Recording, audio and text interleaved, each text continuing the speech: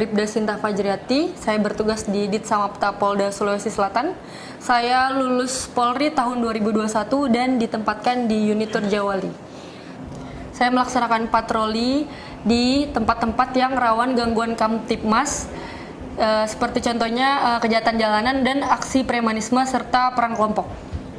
Bagi saya lebih banyak sukanya daripada dukanya karena saya bangga menjadi polisi wanita karena ini termasuk pekerjaan yang mulia.